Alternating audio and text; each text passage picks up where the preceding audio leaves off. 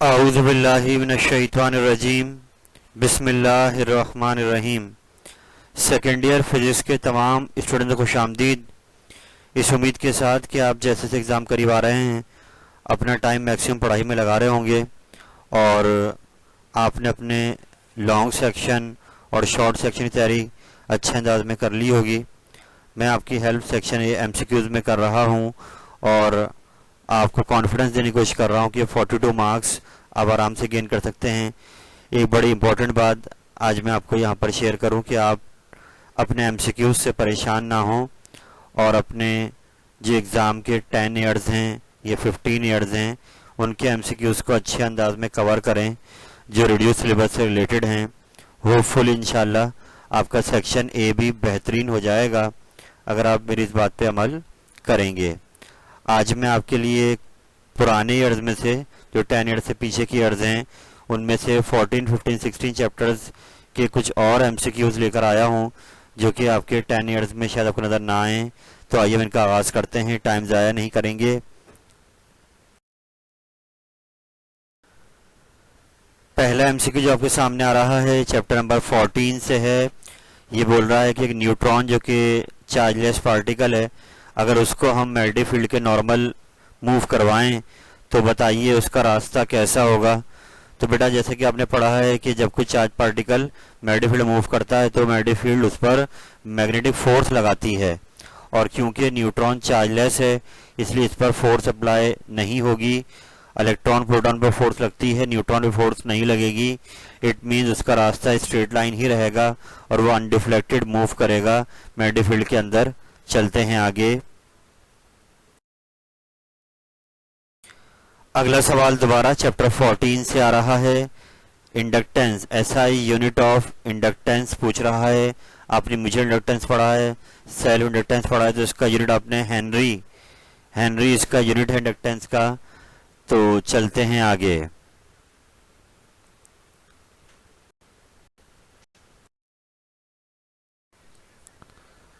बेटे अगला एमसीक्यू दोबारा चैप्टर नंबर 14 से आ गया है और यहाँ पर टॉपिक का नाम है force on a current carrying conductor place in a magnetic field.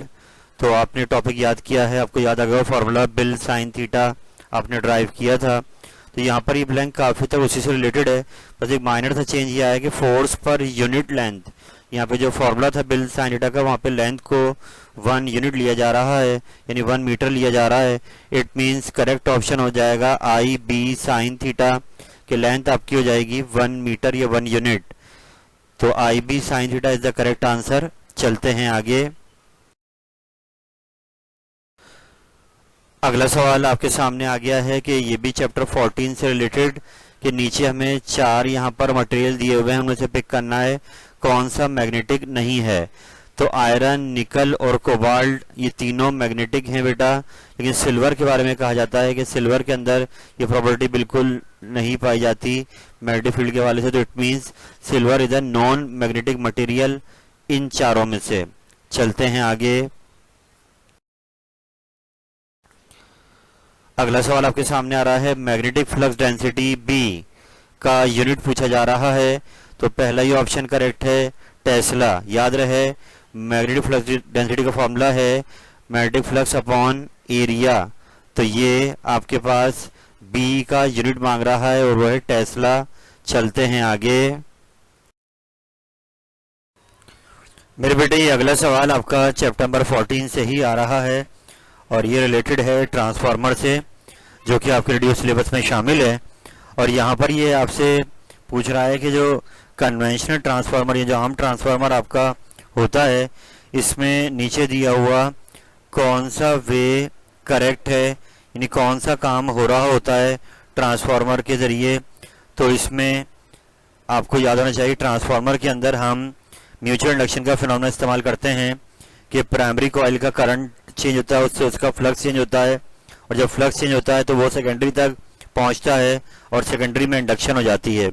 तो अब आप इन ऑप्शंस में पिक करें कि कौन सा ऑप्शन इस बात को वेरीफाई कर रहा है। तो इस सेकंड ऑप्शन है कि EMF is induce in the secondary by changing magnetic flux. तो ये ऑप्शन आपका करेक्ट है, सेकंड ऑप्शन। चलते हैं आगे। अगला सवाल दोबारा चैप्टर 14 से ही आ गया है और ये आपका पहला ही टॉपिक है चैप्टर 14 का कि जब कोई चार्ज पार्टिकल इंटर होता है मैग्नेटिक फील्ड के अंदर तो फील्ड उस पर क्या लगाती है, फोर्स लगाती है।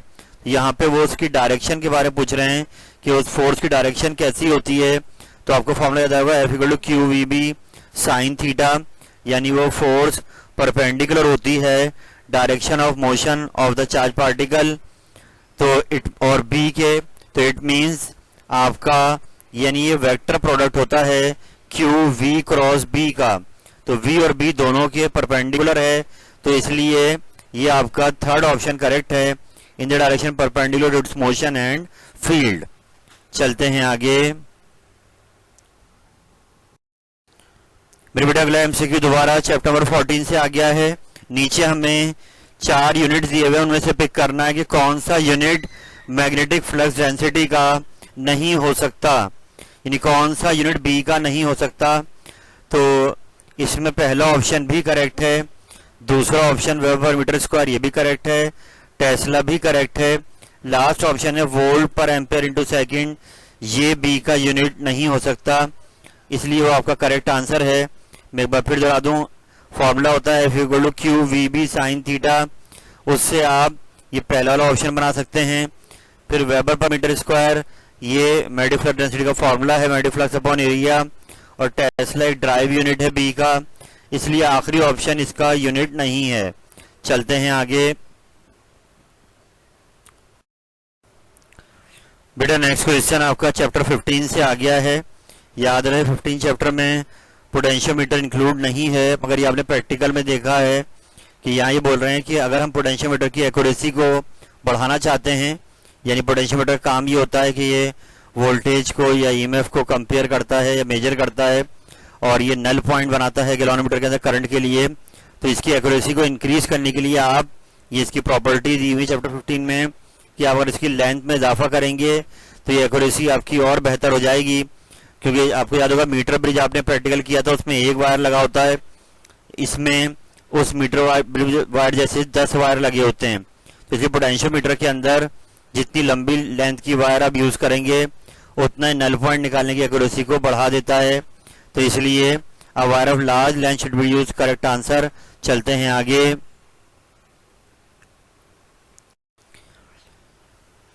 ये डेफिनेशन आ गई है पोटेंशियोमीटर की, ये बुक में लिखी हुई लाइन पूरी एज इट इज कि पोटेंशियोमीटर एक डिवाइस जिसकी मदद से हम वोल्टेज निकालते हैं 2 पॉइंट के दरमियान में, या पोटेंशियल डिफरेंस निकालते हैं, या जो ईएमएफ है इलेक्ट्रोमोटिव फोर्स ये भी वोल्टेज ही है, इसको निकालते हैं सोर्स की। तो इसलिए ऑल ऑफ दी इसका आंसर करेक्ट है कि पोटेंशियोमीटर ही तीनों काम कर सकता है।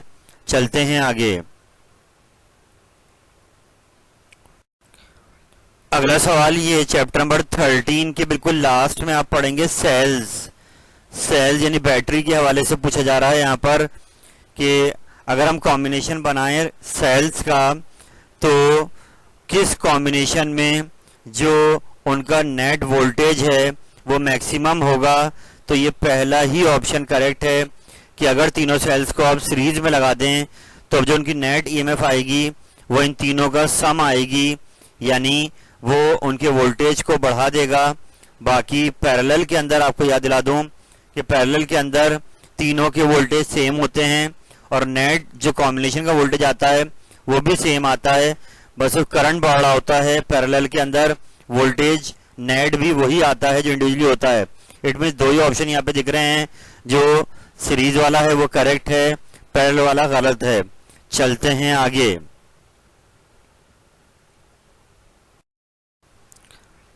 अगला सवाल ये भी आप चैप्टर नंबर 13 से भी ले सकते हैं, 15 में भी डाल सकते हैं कि तमाम इलेक्ट्रिकल अप्लायंसेस को हम घर में जो हमारा बोर्ड लगा होता है इलेक्ट्रिक का उसमें हम पैरेलल में कनेक्ट करते हैं। तो इसकी क्या वजह है, जिसका जवाब बहुत सिंपल सा कि आपके जो अप्लायंसेस हैं उनको अलग अलग करंट चाहिए, मगर उनको जो वोल्टेज मिल रहा है वो 220 वोल्ट का मिल रहा है, वो अपने हिसाब से अब उसमें से यूज करते हुए करंट ड्रॉ कर रहे हैं।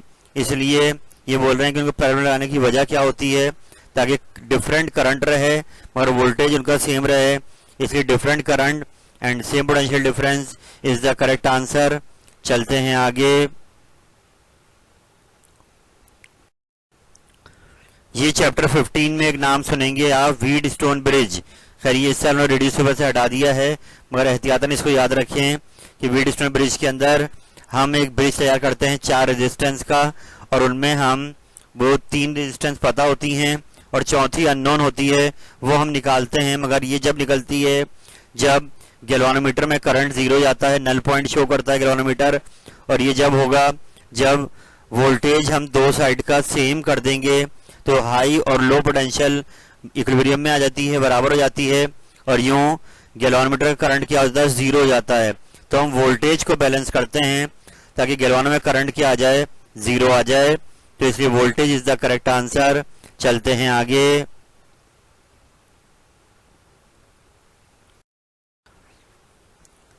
अगला सवाल दोबारा चैप्टर 15 से आ गया है। कह रहे हैं कि जो लीस्ट काउंट गैल्वानोमीटर स्केल पर हम शो करते हैं उनका जो यूनिट है वो क्या शो करता है। तो याद रहे, ये आपने प्रैक्टिकल किया होगा सेकेंड ईयर में कि जो इसकी नीडल मूव करती है तो वो डिवीजन कहलाते हैं। बाकी 3 ऑप्शन गलत हैं, एक डिवीजन का ऑप्शन आपका करेक्ट है कि जो लीस्ट काउंट यूनिट है गैल्वानोमीटर का वो स्केल जो रिप्रेजेंट करता है वो डिवीजन को रिप्रेजेंट करता है। चलते हैं आगे। बड़ा ही इंटरेस्टिंग एमसीक्यू आया है, पुराने ईयर में काफी बार आ चुका है कि यहाँ बात कर रहा है सेंसिटिविटी के मुतालिक। गैल्वानोमीटर बहुत ही इंपॉर्टेंट टॉपिक इस साल के लिए रेडियो सिलेबस में शामिल है। अब आपसे पूछ रहा है कि अगर हमें सेंसिटिविटी बढ़ानी हो तो ये फॉर्मूला चीजें आपको दिखाई जा रही हैं, इसमें से हमें किसको कम करना होगा। तो मैंने आपकी आसानी के लिए सेंसिटिविटी की डेफिनेशन यहाँ पे अरेंज करी है कि जितने कम करंट पे जितना ज़्यादा थीटा प्रोड्यूस होगा, यानी सेंसिटिविटी रेशियो है थीटा अपॉन आई, ये करा दी सेंसिटिविटी। इट मीन्स मैंने जब इसको अरेंज करा थीटा अपॉन आई के लिए तो बी एन ए ऊपर चला गया और सी कहाँ आ गया, नीचे, आई आ गया डिवाइड में। एक बार फिर देख लें कि थीटा ऊपर रखा गया, आई नीचे जब लाए तो बी एन ए ऊपर ले गए, सी नीचे आ गया। इट मीन्स सेंसिटिविटी अब 4 फैक्टर पर डिपेंड कर रही है, बी एन ए और सी पर। मगर अगर बी एन ए तीनों बढ़ेंगे तो सेंसिटिविटी बढ़ जाएगी, लेकिन सी जो डिवाइड में आ रहा है ये कपल पर यूनिट टॉइस का सिंबल है, ये इनवर्स रिलेशन में है सेंसिटिविटी के। तो डिक्रीज अगर हम करें सी को तो सेंसिटिविटी आपकी इंक्रीज हो जाएगी। इट मींस डिक्रीज के लिए कपल पर यूनिट टॉइस सी का ऑप्शन करेक्ट है। चलते हैं आगे। अगला सवाल दोबारा वैसे ही आया, लेकिन अब की बार वो कह रहा है कि sensitivity galvanometer can be increase by increasing. यहाँ पे डिक्रीज की बात नहीं कर रहा है, इंक्रीज की बात कर रहा है। तो बहुत ही सिंपल, एक बार फिर लास्ट क्वेश्चन की तरह फॉर्मूला अरेंज किया गया। और अब बी एन ए, बी है मैग्नेटिक फील्ड की स्ट्रेंथ, एन है नंबर ऑफ टर्न्स, ए है एरिया। इट मीन्स तीनों ऑप्शन पे ही ये डायरेक्टली डिपेंड कर रही है सेंसिटिविटी। तीनों बढ़ेंगे तो सेंसिटिविटी बढ़ जाएगी। तो all of them is the correct answer. चलते हैं आगे।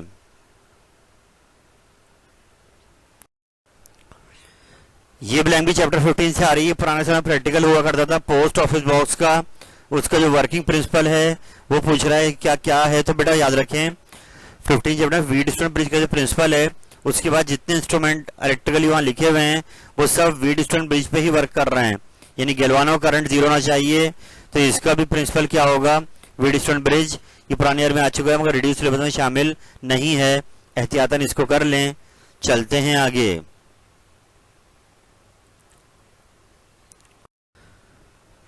तो लीजिए अब हम चैप्टर नंबर 16 की तरफ आ गए हैं। 16 चैप्टर, आइए इसको देखते हैं क्या कह रहा है यहाँ पर। P type semiconductor is obtained by adding impurity material of group.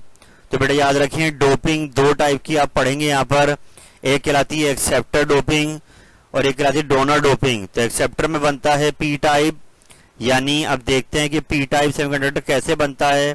तो बात बहुत सिंपल कि जब ग्रुप 4 के एलिमेंट में जर्मेनियम सिलिकॉन में अगर आप ग्रुप 3 का एलिमेंट मिलाएं तो इसमें होगा ये कि आपके पास ये 3 सिलिकॉन और 3 बोरॉन ये आपस में कंबाइन हो जाएंगे और एक आपके पास सिलिकॉन का जो इलेक्ट्रॉन है वो खाली रह गया है, उसको नहीं मिल रहा है दूसरा पेयर अपना। इट मींस अब इसमें एक होल वैकेंट रह गया है। तो इसलिए सब्सटेंस कहलाता है पी टाइप। तो ये कैसे ऑब्टेंड होता है, जब हम ग्रुप 3 की इम्प्योरिटी यानी बोरॉन या इंडियम इस टाइप के लेकर हम अगर ग्रुप 4 में मिलाएं तो इससे जो नया ऑब्टेंड होगा सब्सटेंस वो कहलाएगा पी टाइप सेमीकंडक्टर। तो group 3 is the correct answer. लेकिन अगर ये ब्लैंक एन के लिए आएगी तो वहां पर ग्रुप 5 आएगा। एन टाइप में डोनर डोपिंग होगी, पी टाइप में एक्सेप्टर डोपिंग होगी। तो अभी पी टाइप से ग्रुप 3 याद रखिए। चलते हैं आगे।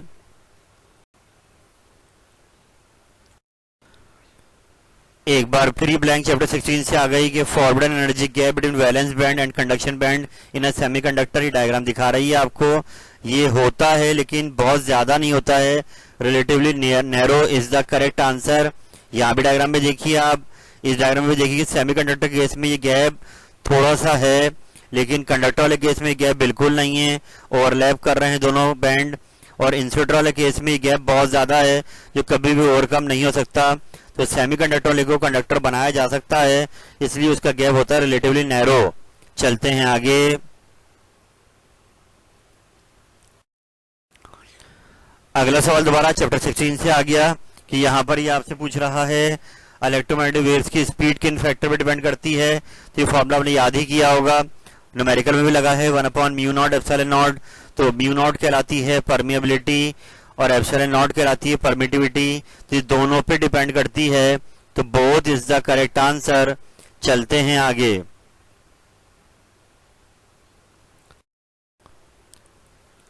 अगला सवाल ये बहुत बार एग्जाम में आ चुका है पास्ट ईयर में कि पीएन डायोड बोले, सेमीकंडक्टर डायोड बोले, तो उसका फंक्शन हम किस तरीके से 4 वेज दिए हुए कर सकते हैं। तो इसका काम रेक्टिफायर के तौर पर होता है कि रेक्टिफिकेशन जिसमें ऑल्टरनेटिंग करंट को डायरेक्ट करंट बनाते हैं, उसमें हम पीएन डायोड का इस्तेमाल करते हैं। तो rectifier is the correct answer. चलते हैं आगे।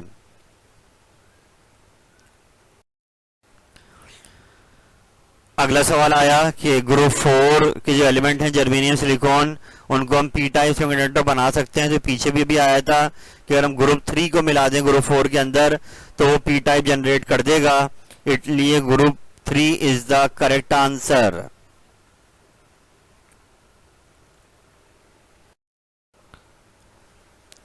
अगला सवाल चैप्टर 16 से बड़ा इंटरेस्टिंग आया है, पुराने ईयर में आ चुका है कि सेमीकंडक्टर के केस में नीचे दिए हुए कौन सा ऑप्शन वैलिड होगा।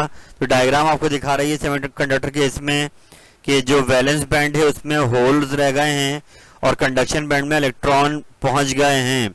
इट मींस जो सेमीकंडक्टर केस में होता है वो ये होता है कि इलेक्ट्रॉन कंडक्ट होकर कंडक्शन बैंड में जा सकते हैं और वहां पे वैकेंसी क्रिएट हो जाएगी वैलेंस बैंड में, तो वहां होल्स बन जाएंगे। तो इट मींस ये ऑप्शन यहाँ पे करेक्ट है, वो ये तीसरा वाला है। The electron move in the conduction band while the hole move in the valence band. ये मैंने नीचे भी लिखा हुआ है, यहाँ से देख लीजिएगा आप कि इलेक्ट्रॉन कंडक्शन बैंड में चले जाएंगे जबकि होल्स जो हैं वो वैलेंस बैंड में रह जाएंगे। तो सेमीकंडक्टर केस में ये आपका करेक्ट ऑप्शन है। चलते हैं आगे।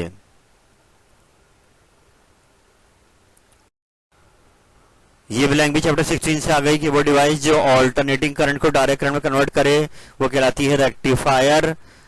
रेक्टिफिकेशन इज द प्रोसेस में हम एसी को डीसी में कन्वर्ट करते हैं। चलते हैं आगे। एक बार फिर ये पी टाइप की बात कर रहा है। आपने पीछे देखा पी टाइप बनते वक्त कि वहां पे होल्स क्रिएट हो जाते हैं, वैकेंसी क्रिएट हो जाती है इलेक्ट्रॉन्स के लिए। तो पी टाइप सेमीकंडक्टर में जो मेजॉरिटी चार्ज कैरियर्स हैं वो होल्स होते हैं। और ऐसे अगर यहाँ पे एन टाइप आएगा तो वहां इलेक्ट्रॉन्स होंगे मेजॉरिटी चार्ज कैरियर। अगर माइनॉरिटी की बात करेगा तो माइनॉरिटी पी टाइप केस में इलेक्ट्रॉन होंगे और एन टाइप केस में होल्स होंगे माइनॉरिटी चार्ज कैरियर। चलते हैं आगे।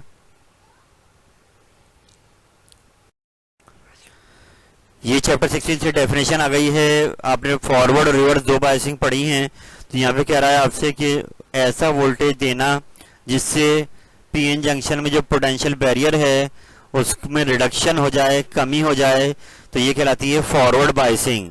ये एग्जाम में उल्टा होकर आ सकती है कि जिसमें इसकी विड्थ में इजाफा हो जाए, बजाय रिडक्शन की इंक्रीज कर जाए, तो उसमें वो कहलाएगी रिवर्स बायसिंग। अभी यहाँ पर आएगा फॉरवर्ड वाइसिंग। चलते हैं आगे। बेटा ये अगला एमसीक्यू चैप्टर 16 से ही आ चुका है और यहाँ पे आपसे कह रहा है कि जब पीएन जंक्शन को रिवर्स बाइस में कनेक्ट किया जाता है तो इट ऑफर्स। तो बात बहुत सिंपल, जब रिवर्स बाइस में होता है तो वो कंडक्ट नहीं करता है बल्कि इंसुलेटर बन जाता है और उसकी रेजिस्टेंस मैक्सिमम हो जाती है कि वो फ्लो इलेक्ट्रॉन्स को रेजिस्टेंस प्रोवाइड करता है, पोटेंशियल बैरियर की विड्थ बढ़ जाती है। तो रिवर्स बाइस के केस में ये मैक्सिमम रेजिस्टेंस आएगा और जब फॉरवर्ड बाइस हो जाएगा तो रेजिस्टेंस बिल्कुल ज़ीरो हो जाएगी और वो कंडक्टर बन जाता है। तो फिलहाल यहाँ पे रिवर्स बाइस की वजह से maximum resistance is the correct option.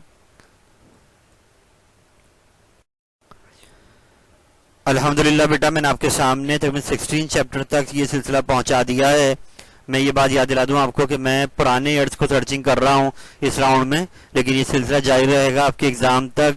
मैं सिलसिला कंटिन्यू रखूंगा और एमसीक्यूज जो जो मुझे मिलते रहेंगे। अभी हमारे 4 चैप्टर बाकी हैं, उनके भी भेजने हैं पहले।